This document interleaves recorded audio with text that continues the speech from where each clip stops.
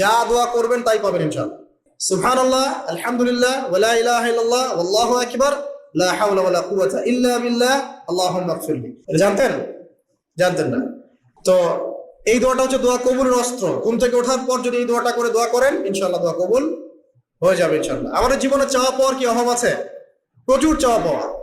বৈধ চাওয়া পাওয়া গুলোকে পাওয়ার জন্য আল্লাহর সাথে সম্পর্ক করতে হয়, আর আল্লাহ পাকের সাথে সম্পর্কে কিছু ওসিলা মাধ্যম লাগে।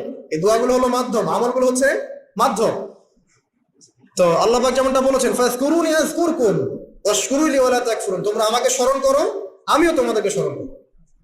আল্লাহ পাক তো এভাবে বলেছেন, যখন একজন মানুষ মনে মনে আমাকে ডাকে, আমিও মনে মনে ওকে স্মরণ করি। মনে করেন আপনি মনে মনে আল্লাহকে বলছেন, আল্লাহ আমি অসুস্থ, আমাকে শেফা দাও, বা আমার রিজিকের টেনশন আছে, আমার রিজিকের টেনশন দূর করে দাও, আল্লাহ আমাকে হেফাজত করো, আল্লাহ আমাকে দিনের জ্ঞান দাও।